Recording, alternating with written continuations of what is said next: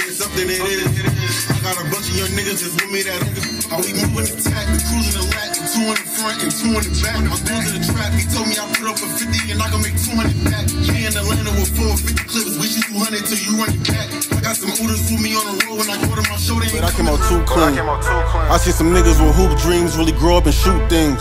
They ain't really my friends, they really be haters. I cut off the loose string. Welcome back to WSJU, the #1 college radio station all over New York City. Today we have a very special guest. If you can put the headphones on, yeah. We can start over and like out of that. And welcome back to WSJU, the #1 college radio station all over New York City. With your host, Inshadar Ked. Today we have a very special guest coming from the Bronx. We got Don Q in the building. Yeah, we in the building, man. Double or Nothing. What's up? We're speaking about Double or Nothing. Album just dropped, mixtape just dropped. You know what I'm saying? The project. Going crazy, streets fucking with it. What's the inspiration behind it? Just coming back, just rightfully taking what's mine. So, what made you think 2021 was the right time to drop the project? You know what I'm saying? You haven't dropped since 2018 Don Season 2. What made you think like this is the right time? I think I've been wanting to drop, but there's just a lot of shit going on, label shit, personal shit, and then the Corona, which added another 6 months to a year. So yeah, right now it's perfect time. And only 10 songs is on the project. Yeah. Only one feature, Be Love. Yeah. What made you choose those 10 songs specifically? You probably have a lot of songs after those 2 years. What made you choose like these are the 10 songs?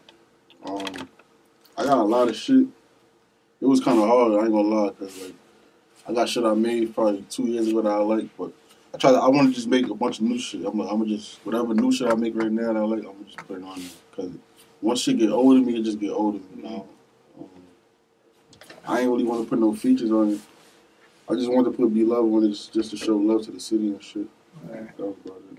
And, that one feature, Be Love, how did you guys meet? How did you and me Be Love? Cole and Hybrid, we connected. So that was gonna happen. It was genuine.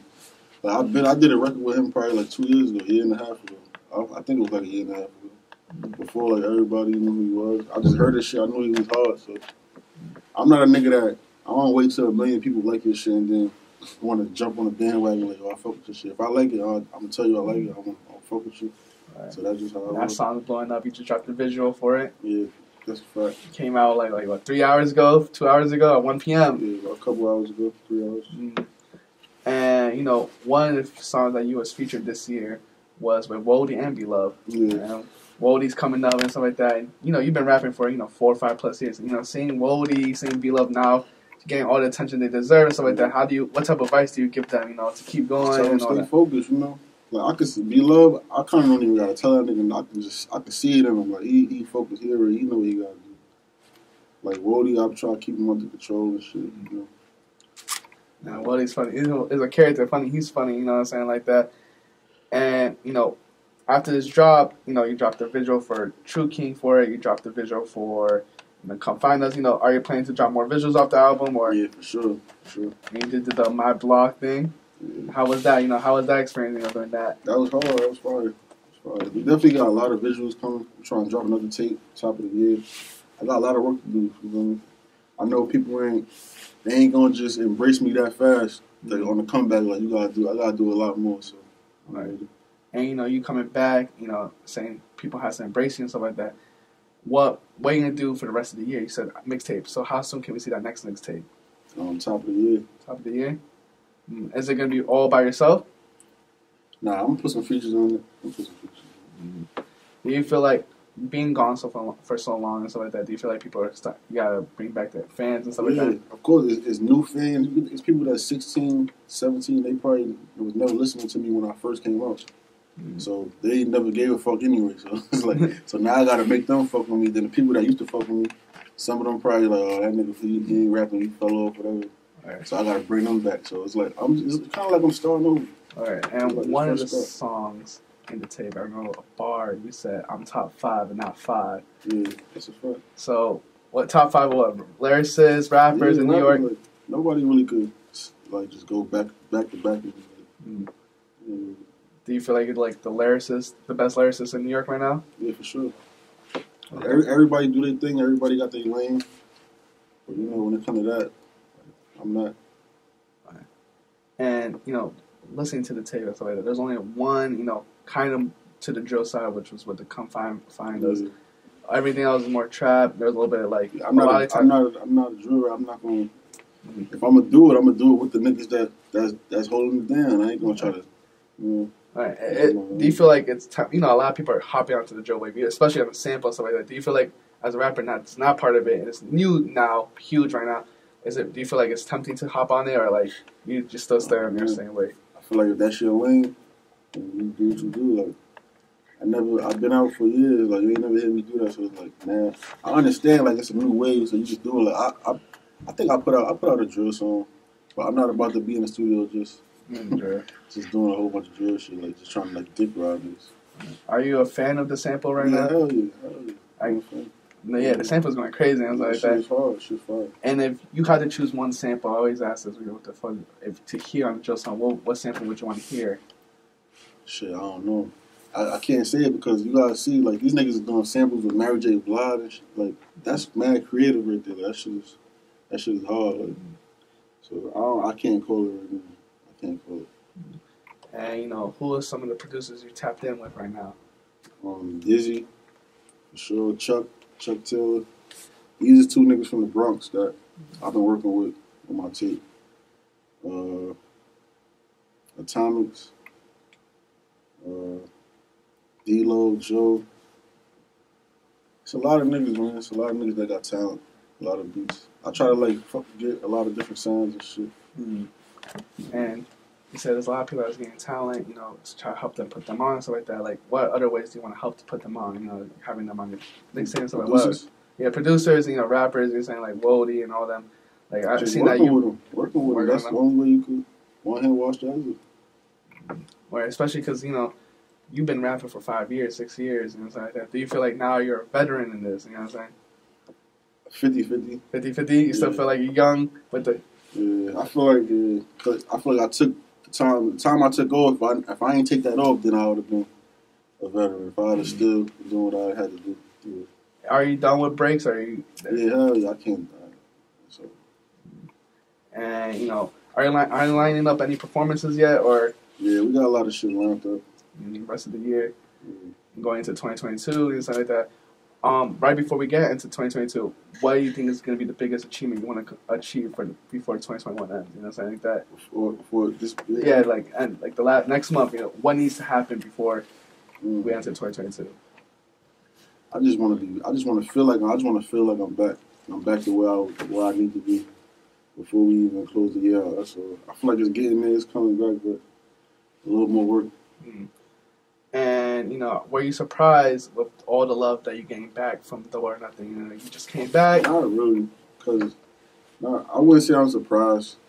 Well, I was a little surprised at the listening event because like I literally didn't do nothing for 3 years. Like I literally just went in a hole. So it was like for me to post a listening event, I'm thinking like niggas is probably like I ain't going to that shit.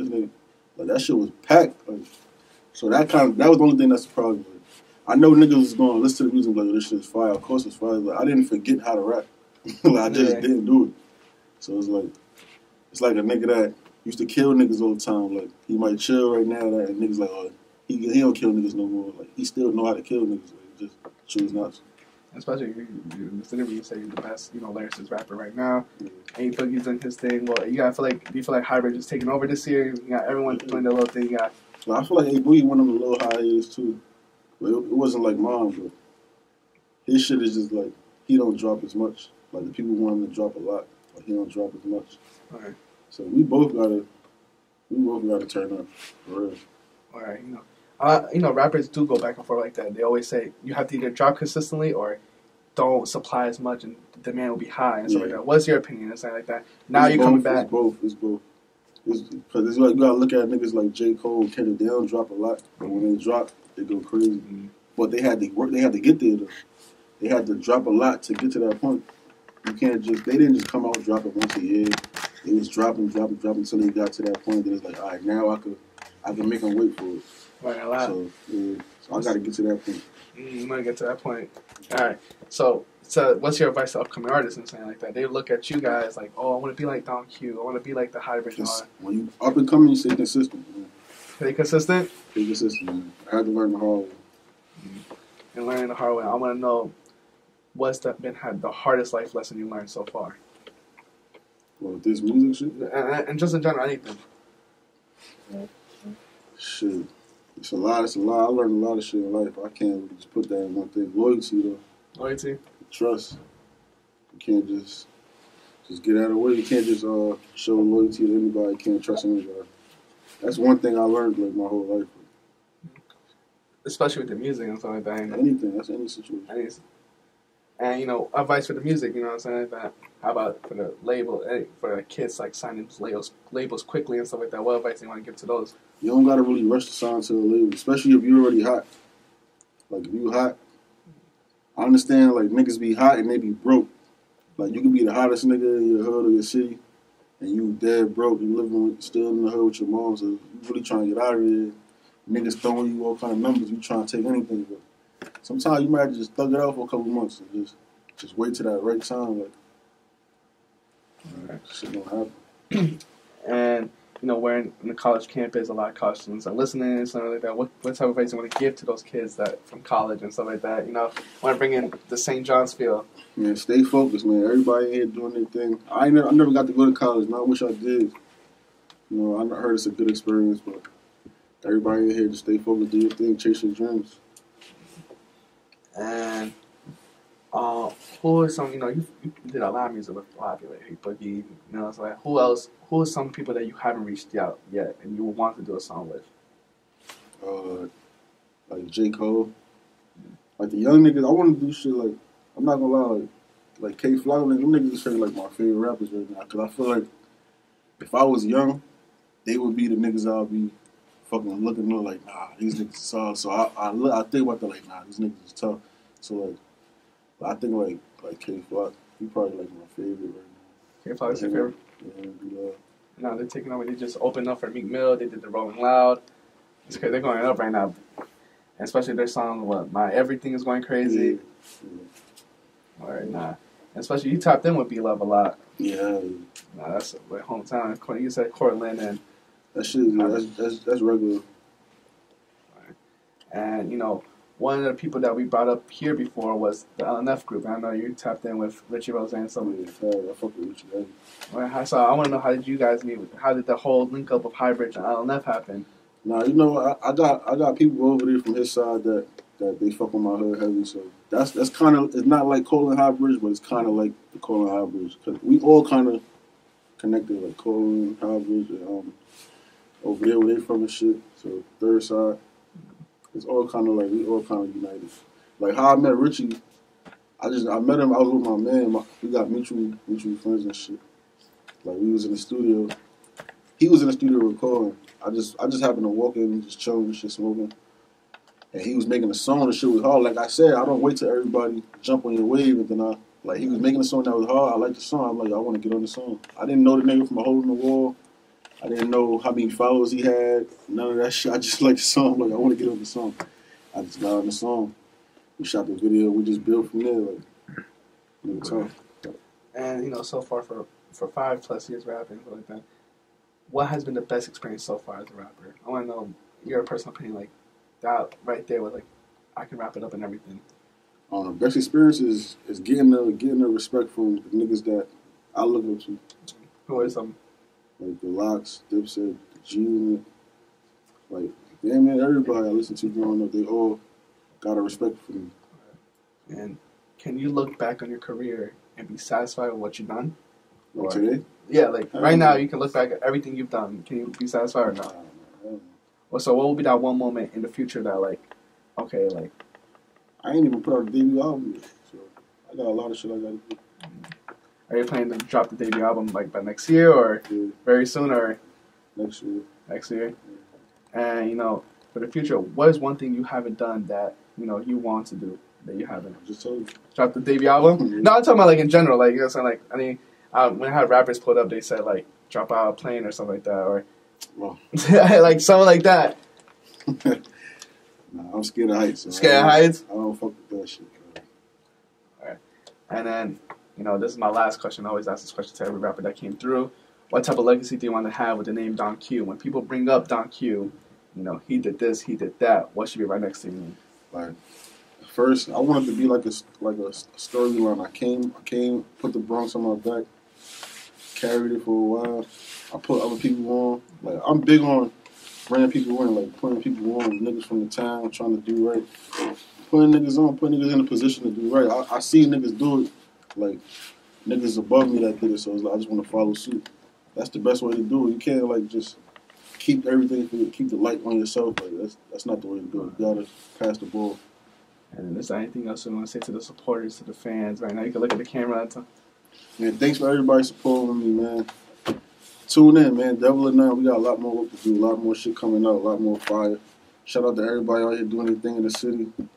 All the young niggas doing their thing, man. Let's get it. All right,